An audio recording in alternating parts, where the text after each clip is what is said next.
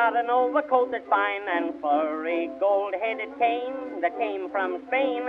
They've even got him saying I should worry, just like all the sporty Hi, Parker. Hi, Brent. We're here at the Smokehouse in Burbank. It's a post-war restaurant bar. One of the few that's survived from that era, that time. Everything's getting torn down. Yes.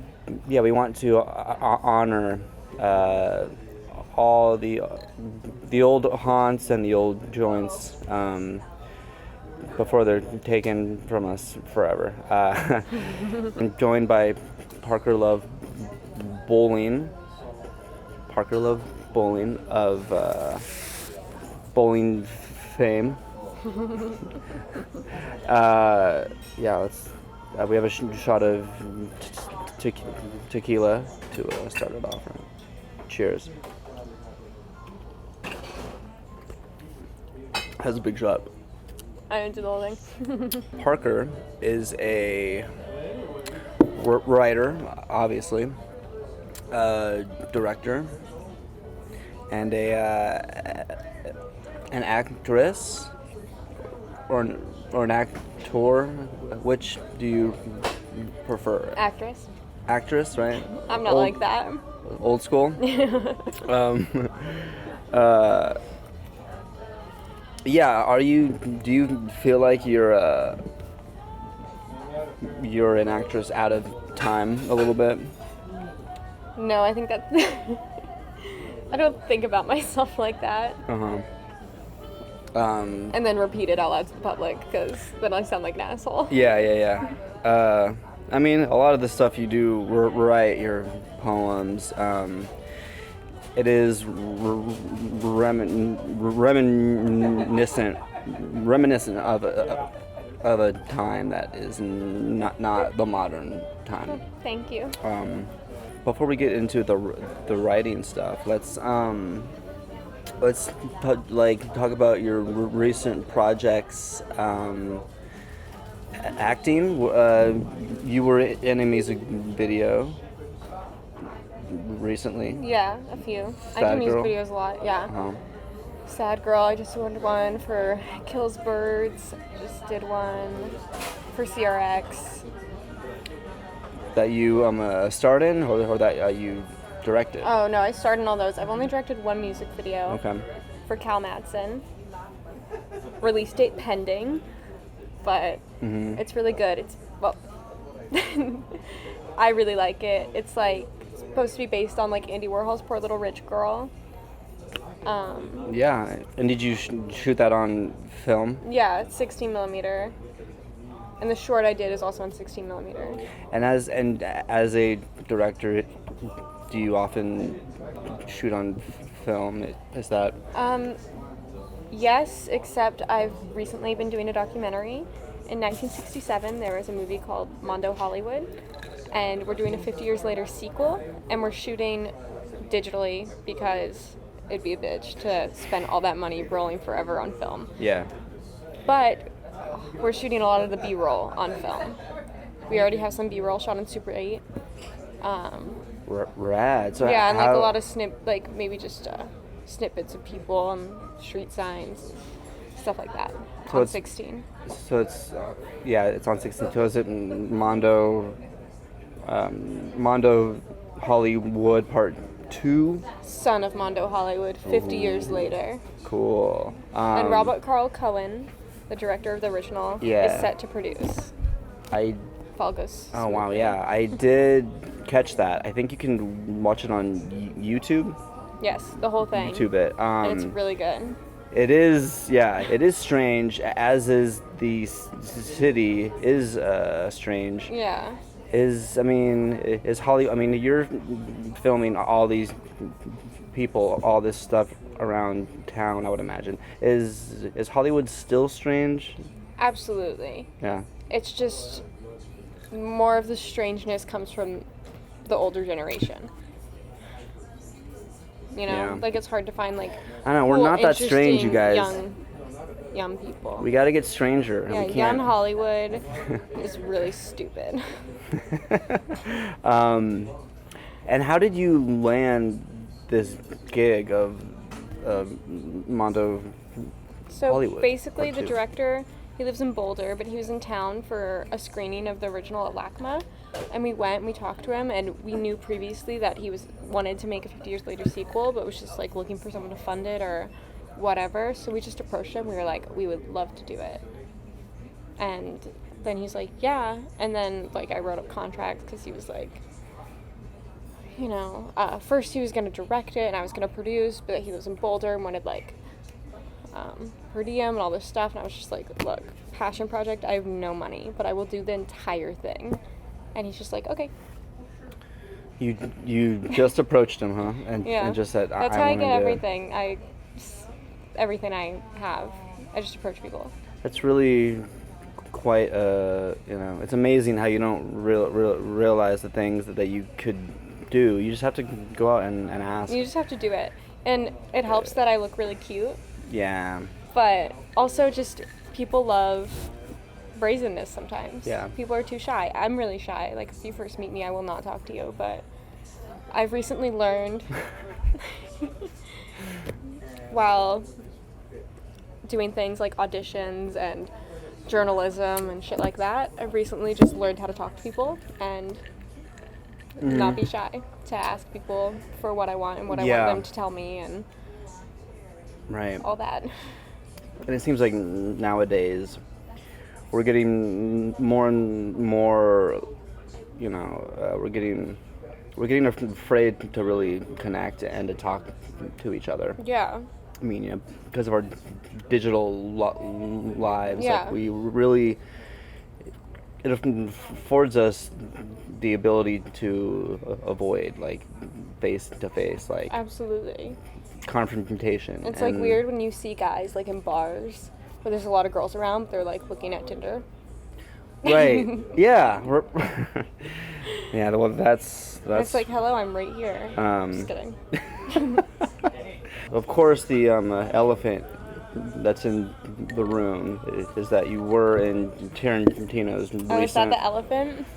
Totally, yeah. Once upon a time in Hollywood. Yes, and in how we Hollywood. got that is we just Speaking of Hollywood. approached him and said, it was like a week after the movie was announced. The movie was announced, like, oh, Quentin Tarantino doing Manson movie.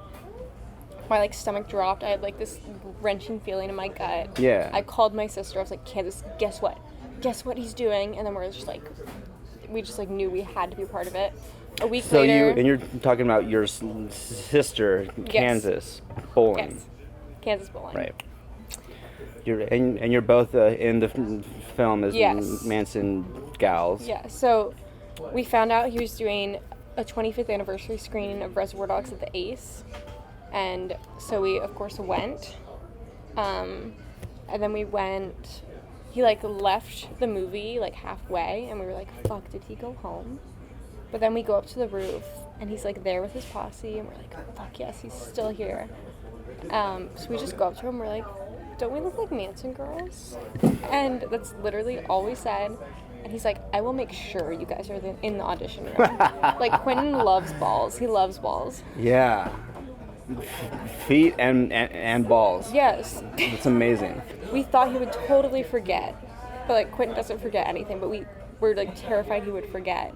So for the, like, 9 months, we were trying the creepiest ways to, like, Right. get to him. I'll tell you them later because... Did you creepy crawl Quentin Tarantino? No, like, we were just like, oh, this person knows him because of this way, this person knows him because of this Okay. way, we have to hang out with this You person. just stalked him. No, not even. We just, like, knew people he knew, and we were like, maybe they could get him it. Yeah. But anyway, we, like, tried all these ways But whatever, you got it to though. try to remind him, Yeah. but we didn't even need to because none of those ways panned out. But But then you got 9 months later, he called... you got the call. He called to Michael do for the our audition. info. Yeah. He, like, got our info and was just like, Wow. come into audition. You made an impression. It's just, I'm so grateful that he kept his word, and I think he's a really good guy. Yeah. Because Hell yeah. hate, there's so many people in Hollywood especially just make empty promises. Yeah. Like, oh Right. yeah, like I'm doing this show, I'll put you in it. Or, oh, like at least get you an audition for this. It's like, shut up. I stopped believing people, but that's why it's just cool that like one of the biggest directors of our generation would just keep his word. And Yeah. remember to call us 9 months after we approached him. Yeah. I mean, he really is the director of several generations. Yeah. Gen X, millennials, Gen Z. I mean, you know, try as you might, you can't cancel Quentin. No. I'm sorry. And also, like, Kansas and I, my sister, we've been, like, we were hardcore Tarantino fans when we were, like, 6 onward. Right. So it was honestly just a dream come true. And when we got the audition, we got the sides. We went in to audition for Pussycat. And then we had to write our own monologue as well. Kansas read a love letter she got from Phil Spector in her audition, like pretended Charlie. But wait, wrote what it do to you her. mean? How did she? What love letter from Phil Spector? Isn't he in prison? She used to write him love letters in prison. Isn't No he in big deal. prison? It's very Okay. casual. So she got a love letter from Phil Spector in prison. Yeah. She read that in the audition. Yeah, and they were like, "You just blew our minds. That's from Phil Spector. What?" And then, like, Quentin said, I heard, don't quote me on this, but word of mouth, he said, "I want Candace in the movie because she's a genuine freak."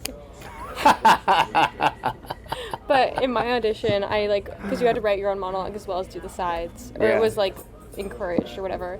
I wrote a monologue pretending I was, like, on the ranch, because after Charlie got arrested, Kim Fowley said to Rodney, like, "Oh, I hear there's this place where girls don't wear underwear." Rodney who? Bainenheimer. Okay.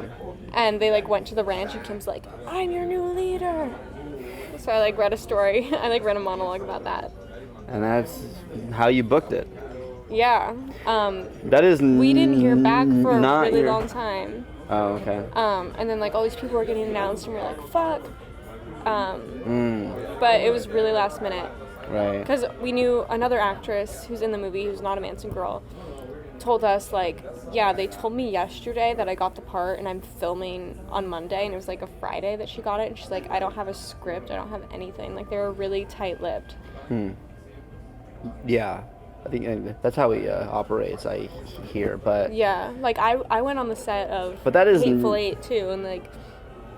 You they did? took my... Yeah. You did? Yeah. Oh. Alright. But, like, Okay. they, like, took your phone. Uh-huh. They, like, patted me down to see if I had anything else on Right. me. But it was that set was crazy, too, because they recreated the cabin in Colorado inside of a soundstage, Right. but, like, bit by bit. Is that because and then of they put... Michael Madsen, Yeah. Cal Madsen? Yes. Sure. Cal Okay. Madsen, Michael Madsen. But it was in a studio, and there was real snow in the studio, and it was freezing, and I had no idea that it was going to be that cold. I was, like, wearing a little, like, sundress, Yeah. and, like, all the crew was, like, putting blankets on me. I was like, I'm fine, I swear.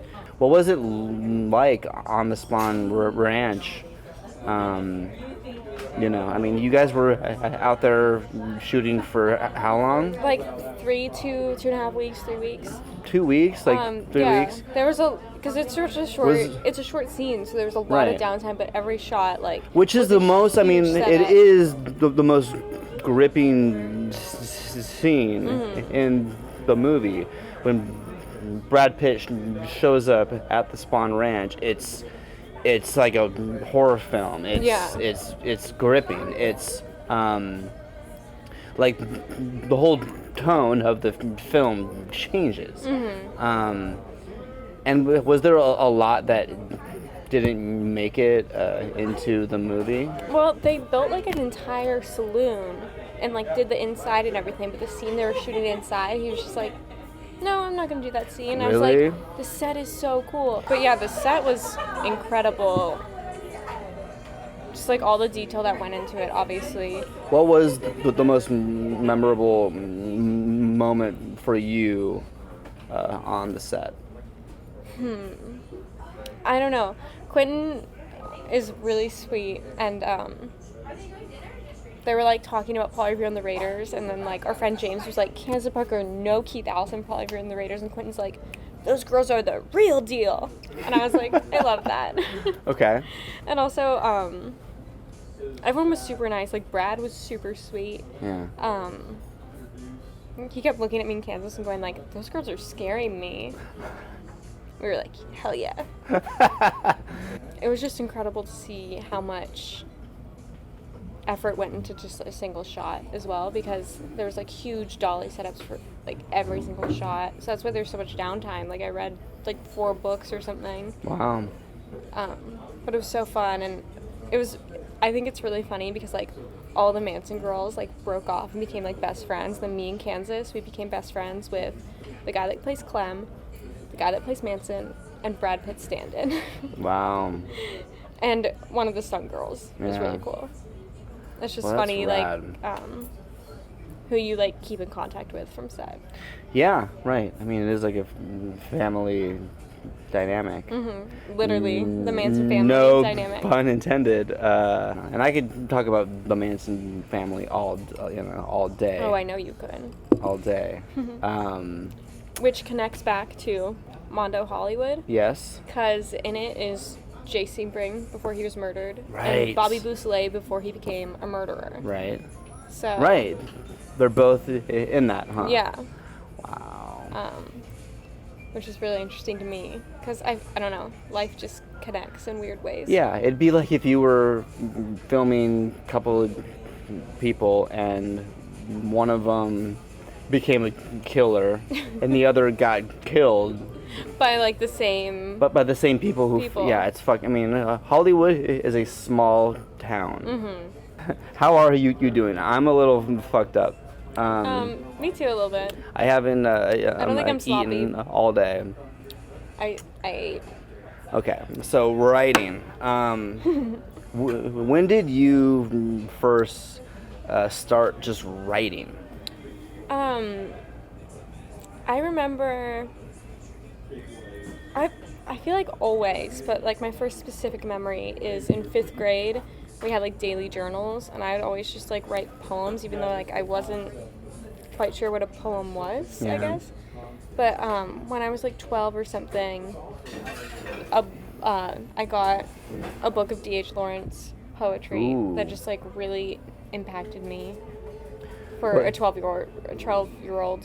But his poems? Yeah, his poems. I've only read Lady Chatterley's Lover. Here's the thing, like I have a copy of that. I have a copy of Sons and Lovers. I haven't read any of his novels. I just love his poetry. Actually have them written down if I could read it. Yeah, totally. After the opera. Down the cobblestone steps, girls with their large eyes wide with tragedy lift looks of shocks and momentous emotion up at me, and I smile. Ladies stepping like little birds with their bright and pointed feet peer anxiously forth as if a boat to carry them out of the wreckage, and among the wreck of the theater crowd I stand and smile. They take tragedy so becomingly, which pleases me. But when I meet the weary eyes of the red and aching eyes of the barman with the thin arms, I'm glad to go back to where I came from. Whoa. I remember reading that at like 12 and just being like, holy shit, that's amazing. And then ever since then, I remember I was like writing little poems in the margins of that book. I still have the book. It's like one of my most favorite possessions. Yeah. But I feel like that's when I got really serious about writing in general. And also I do have a background in journalism as well. You do? Well, kind of. Like, not really. Like, I was really into it in high school. I was, like, the features editor of my high school paper. I, like, wrote all these articles. And then I interned. You nerd? Yeah, I was still nerd. I was, like, a model UN, too. But then I dropped out at 16. Okay. Then I dropped out at 16 to work. I was trying to work in, like, publishing of some sort, but as you know, LA for magazine publishing is fucking shitty. It's shitty. It's the Wild West out here. It doesn't exist. It doesn't exist. So I interned at the Topanga Messenger, and I interned at Flaunt Magazine. Right. And then because I was so young. I was like 16. No one was taking me seriously. I was like, they're giving the assignments to all these other people that I was like, Yeah. So I kind of just stopped after a few, like 6 months or something. And then that's when like the acting thing kind of just started happening. But Right. I still really like writing articles, but I just do it as like essay formats of like interesting people I've met. You like writing essays? Yeah, a lot. Me too. Like I really like Joan Didion, obviously. Obviously. She is Like I idolize her. the West Coast queen, and I hate that she lives in New York because she understands LA like so well, and maybe it's why she's not here anymore. Yeah, Like, I mean, we're in hell, and she got out of that. honestly, and she's my in New York. favorite Joan Didion essay is "Goodbye to All That," which is about her moving from New York to LA. Right. When the party was over, Mm-hmm. she came here, lived in Malibu, Yeah. to where like Harrison Ford was her carpenter. Like, I mean, it's really It's amazing. incredible. I love watching stock footage of old Malibu beach parties with Yeah. like Tuesday Weld and Anthony Perkins and Tab Hunter and like that whole crowd. I There's can't like imagine. all these videos online. I'm just like, oh my god. I can't imagine. Well, I'm obsessed with Tuesday Weld. She's like a big idol of mine as Okay, well. okay, Joan okay. Didion, Tuesday Weld. Wow. Which is funny because Joan Didion wrote Play It As It Lays and then wrote the screenplay and then Tuesday Weld stars in it. So Which is it all still connects. the best LA novel I've ever read, and I'm I love Less Than Zero, but like even that took its cues from Play It As It Lays. You know, and I if you just- read it, you're like, she fucking nails it, dude. Yeah. Like, and almost I like haven't read it, but I need to. I've What- seen the movie. Play as it lays, dude. You need to. I know, I've seen the movie. I like was just like looking up. I don't know if I was looking up Joan Didion or Tuesday Weld. I love them both. It Yeah. could have been either. Yeah. But I was like, Joan Didion wrote the book and a script Yeah. that Tuesday Weld stars in. Yeah. And I was freaking out. And I was like, Kansas, did you know this? And she's like, yeah, I read the book and the screenplay and seen the movie. And I was like, fuck you. Just kidding. I love how you and Kansas have a rivalry. That's just No, unmatched. it's not a rivalry. I was just like, I always try to It tell is. her about cool stuff, and like, of course, she already knows about it. I'm just like, Yeah, God yeah, damn yeah. it. Virginia's Wolf. He wrote. No, her suicide note is the most heartbreaking. If someone left that to me, I would kill myself. Right. She wrote, "If anyone could have saved me, it would have been you." That's fucked up, honestly. Yeah, yeah, Like, and it's. you just put like a lifetime of guilt on the person that you loved the yeah. most. I read The Waves, and I was like, how could you write a novel like this? Like, holy shit! Like, I mean, but don't know how I you guess it drown takes. yourself also. Does it take?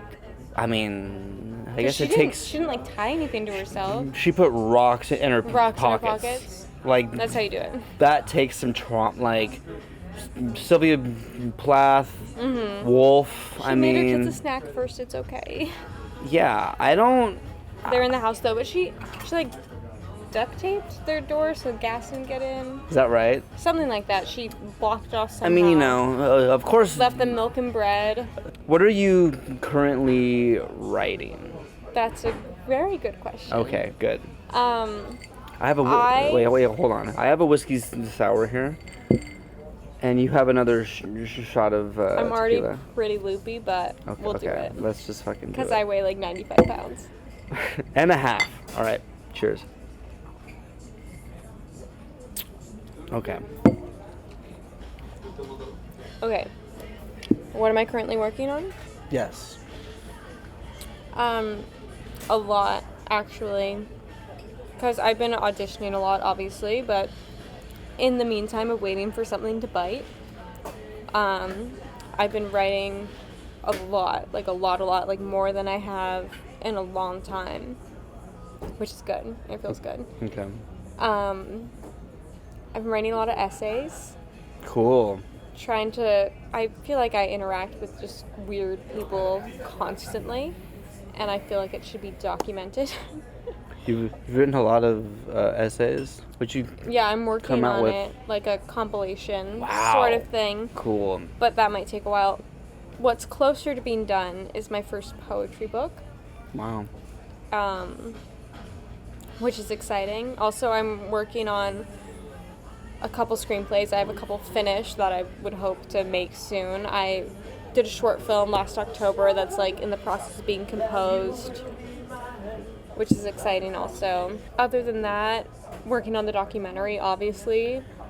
We're trying to do like at least one person a week, hoping to wrap shooting by 2020. You got a lot of irons in the fire there. Yeah, but it's hard because it's all stuff like it's nothing immediate. So it's a bunch of stuff like I feel like I should be working on. Right. But sometimes it's hard to be like, okay, what exactly should I be working on right now? Because there's no deadline for anything. No. And as a writer, so it's tough. You don't have that immediate payoff. That it's just Absolutely. you don't have the recognition. I mean, I don't care about recognition. I just want to know that I put something out there and that it's finished. Right. Recognition's cool too, though. I mean, well, nowadays you get instant gratification. Yeah. You do get the instant gratification now, but with writers, it doesn't like happen. Yeah. Unless you like post a poem and you get Which a lot I of feel likes, really but I don't doing. like that, right? I don't like it I either. don't like it. Like, I like when people do it because I like reading what other people are doing, but Yeah. I personally don't want to do it 'cause I don't want it to just be like there for a moment. I want it to be in something more tangible. Yeah. I mean, yeah, if that makes sense, obviously. Well, would you like to send us off with a poem? Yeah, I'm working on my first compilation of poetry. I have about 45 finished, typed up, like, What's it poems. called? Yes. Do you know yet? Rhododendron. Rhododendron. It's my favorite word in the whole wide world. Which is a flower? It's a flower. It's a flower. It's like a flower. It's like a big bush tree. Has a flower. It's called rhododendron. I read Rebecca when I was like 12, 13. And that word kept showing up. I'm like, what the fuck's a rhododendron? That's the prettiest word I've ever heard in my life. I was like, oh, duh, it's a flower. In that book, it says rhododendron probably like 50 times. She's like, oh, the rhododendron smells so nice today. Oh, I was walking through the rhododendron garden. I'm just like, what are you talking about? Yeah. But it's so pretty. Yeah. Here's a poem called Rhododendron. Also, Okay. I just like the word so much that I try to put it in as many poems as possible, so I feel like it's going to be a compilation of poems that just say rhododendron over and over again. That works. But I'll read the poem called Rhododendron. I actually read it at a Sunday, not this Sunday, but last Sunday. Mm-hmm. I don't know if it's any good, but I'll read it anyway. Okay. Rhododendron is such a pretty name for such an ugly flower, a gaunt-looking dame wilting by the hour. Rhoda was a woman of color, coming in pinks, purples, and blues, drowning up to the sky despite gravity's pull, growing upward, petals falling down, till they become more earth on the ground.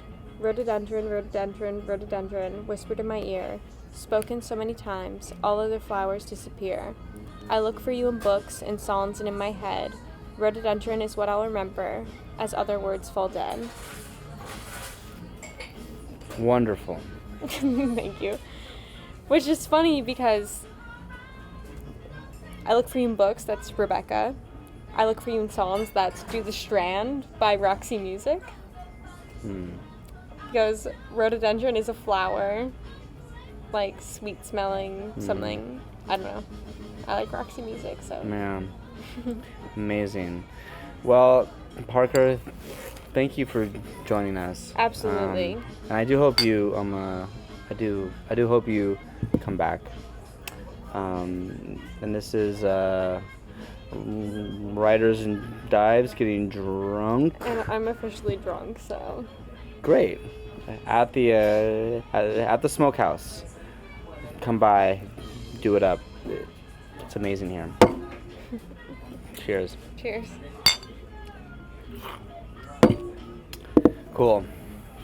That was fun.